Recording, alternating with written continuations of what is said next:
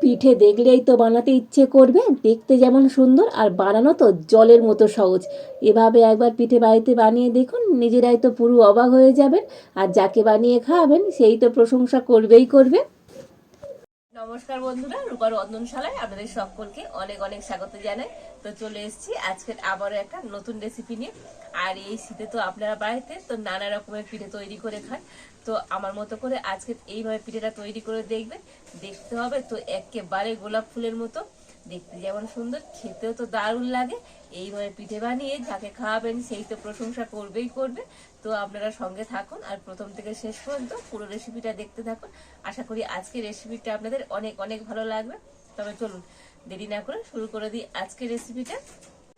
তো প্রথমে আমি উনুনটা জেলে উনানে একটা কড়া বসিয়ে দিয়েছি, আর কড়াতে দিয়ে দেব নারকেল কুড়ো। তো এখানে একটা নারকেল আগে থেকে আমি কুড়িয়ে নিয়েছিলাম, তো দিয়ে দিচ্ছি।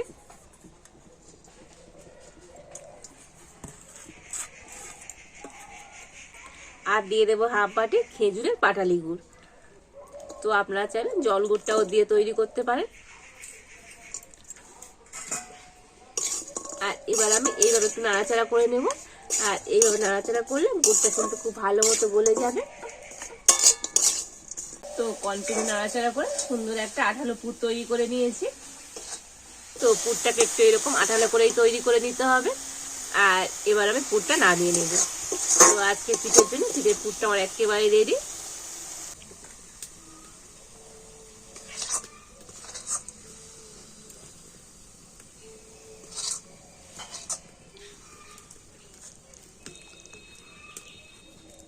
আর এবার আমি কড়াতে দিয়ে দেবো জল। তবে একটা বাটি নিয়েছি, এই বাটি মাপ করে আমি 2 বাটি জল কড়াতে দিয়ে দিচ্ছি।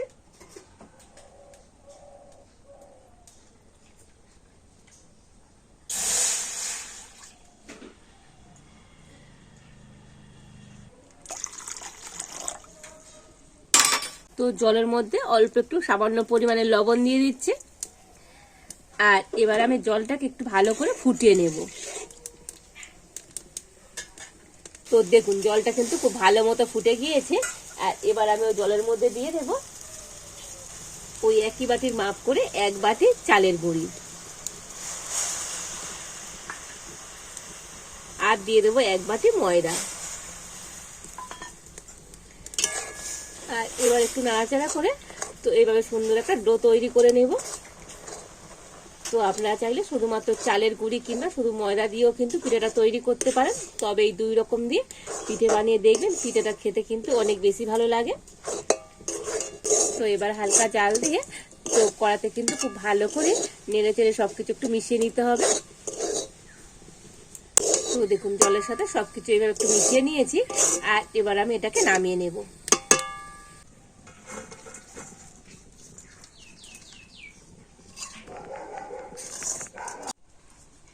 তো এই মিশ্রণটা আমি একটু ঠান্ডা করে নিয়েছি। আর এবারে হাত দিয়ে খুব ভালো করে মেখে নেব। তবে একেবারে ঠান্ডা করলে হবে না, হাত দিয়ে ধরা যাবে সেই রকম ঠান্ডা করে এটাকে কিন্তু খুব ভালো করে মিশিয়ে নিতে হবে।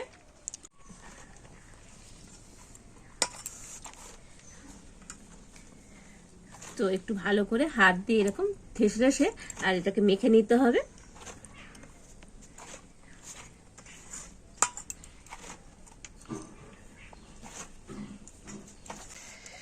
তো দেখুন ডোটাকে হাত দিয়ে কিন্তু খুব সুন্দর করে মেখে নিয়েছি। আর একেবারে খুব টাইট নয় আর খুব নরমও নয়, ঠিক এইভাবে করে মেখে নিতে হবে। আর এবার আমি এই ডো দিয়ে কয়েকটা লেচি কেটে নেব।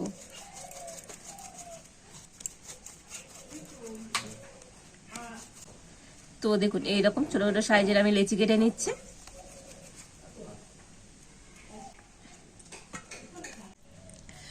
তো দেখুন এই সমস্ত লেচিগুলো আমি কেটে নিয়েছি। আর এবার একটা বেলেন চাকি নিয়ে নিয়েছি। আর একটা লেচি নিয়ে হাতে আগে ভালো করে গোল করে নেব। তো দেখুন এরকম সুন্দর করে গোল করে নিয়েছি। আর এবার এটা বেলে নেব। তো একটু ময়দা দিয়ে আর বেলে নিতে হবে।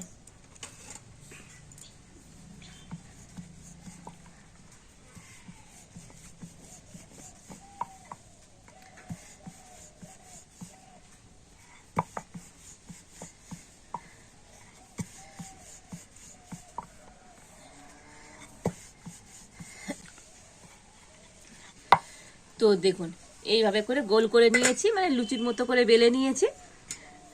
তবে একটু পাতলা করে কিন্তু বেলে নিতে হবে, দেখুন।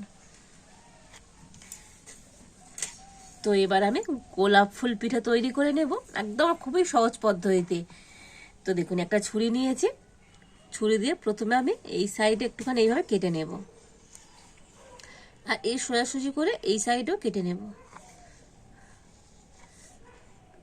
তো মাঝখানটা কিন্তু ফাঁকা রেখেছি, মাঝখানটা আর কাটিনি, মাঝখানটা না কেটে আর এইভাবে আমি 4টে সাইডে কেটে নিয়েছি।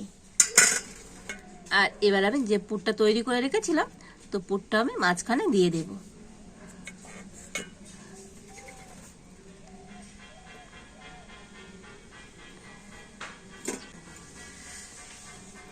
আর এবারে দেখুন, এটাকে মুড়ে নিতে হবে। তো প্রথমে একটা সাইড ধরে এইভাবে করে মুড়ে দেব।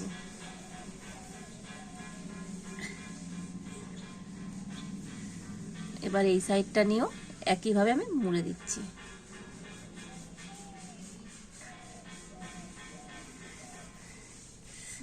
তো ধারগুলো একটু এরকম জল লাগিয়ে দেবেন, না মোড়াগুলো যদি খুলে যায় তো তার জন্য একটু জল লাগিয়ে মুড়ে দিলে তো মোড়াটা আর খুলে যাবে না। আর এগুলো দু সাইডে একটু করে জল লাগিয়ে দিচ্ছি। এগুলোকেও একইভাবে আমি মুড়ে নেব।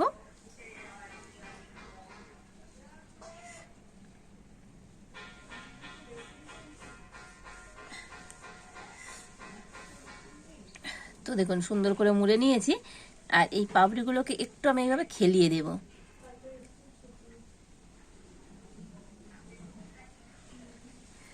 তো দেখুন, কত সুন্দর একটা গোলাপ ফুল পিঠে তৈরি করা হয়ে গেল, কত সহজেই আর কত সুন্দর দেখতে হয়েছে দেখুন। আর এবার আমি একটা প্লেটের মধ্যে রেখে দেব। তো দেখুন, আরো একটা আমি একইভাবে বেলে নিয়েছি, আর ওই একইভাবে আবারও কেটে নেব।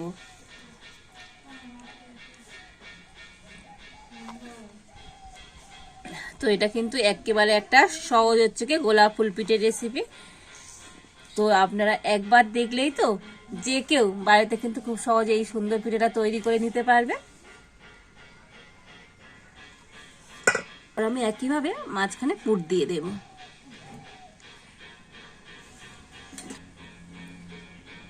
আর একইভাবে মুড়ে নেব।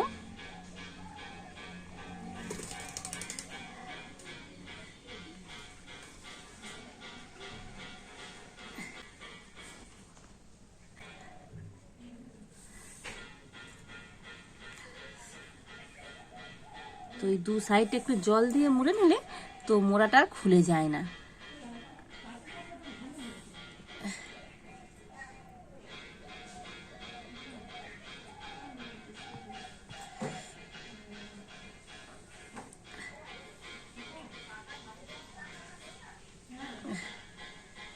আর পাপড়িগুলোকে একটু এইভাবে করে একটু খেলিয়ে দিতে হবে।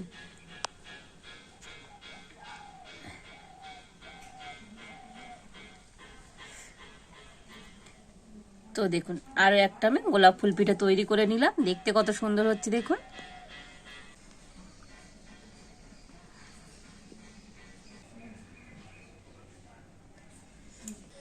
আর এই একইভাবে সমস্ত গোলাপ ফুল পিঠেগুলো আমি তৈরি করে নেব। তো দেখুন, এই সমস্ত গোলাপ ফুল পিঠেগুলো আমি তৈরি করে নিয়েছি, আর কত সুন্দর দেখতে হয়েছে দেখুন, অসম্ভব সুন্দর লাগছে দেখতে। আর এবার আমি একটা এরকম ছিদ্র করা থালা নিয়ে নিয়েছি, আর এর মধ্যে একটুখানি ঘিও লাগিয়ে দিয়েছি। আর এবার আমি পিঠেগুলোকে ছিদ্র করা থালার মধ্যে নিয়ে নেব।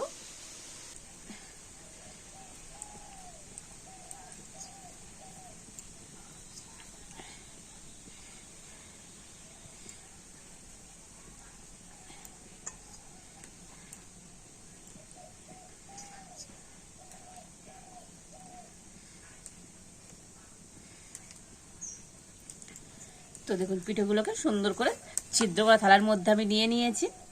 আর এদিকে আমি উনানে আগে থেকে কড়াইতে একটু জল গরম হতে বসিয়ে দিয়েছি, আর জলটা কিন্তু ভালো মতো ফুটেও গিয়েছে। আর জলের উপরে একটা খাবার রাখা স্ট্যান্ড দিয়ে দিয়েছি। আর এবারে আমি এই ছিদ্র করা থালাটা নিয়ে স্ট্যান্ডের উপরে বসিয়ে দেব।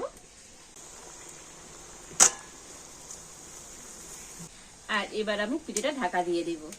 তবে এই পিঠেগুলো ভাপাতে তো খুব বেশি সময় লাগবে না, 10 মিনিট হলে হয়ে যাবে। তো 10 মিনিট পর আপনাদের দেখাবো আজকের এই গোলাপ ফুল পিঠেগুলো কেমন হয়েছে। তো 10 মিনিট পর আমি ঢাকা খুলে দেখে নেব। তো দেখুন পিঠেগুলো কিন্তু খুব সুন্দরভাবে ভাপানো হয়ে গিয়েছে। আর ভাপানো হলে আপনারা বুঝতে পারবেন তো কালারটা কিন্তু একটু চেঞ্জ হয়ে যাবে আর পিঠেগুলো আগের থেকে একটু টাইটও হয়ে যাবে। আর এবার আমি পিঠেগুলোকে নামিয়ে নেব। তো পিঠেগুলোকে একটু নামিয়ে রেখেছিলাম আর পিঠেগুলো খুব সুন্দর ঠান্ডা হয়ে গিয়েছে।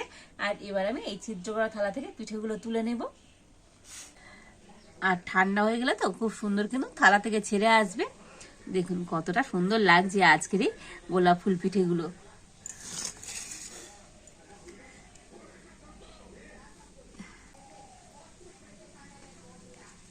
তো দেখুন সমস্ত পিঠেগুলো আবার প্লেটের মধ্যে সুন্দর করে সাজিয়ে নিয়েছি।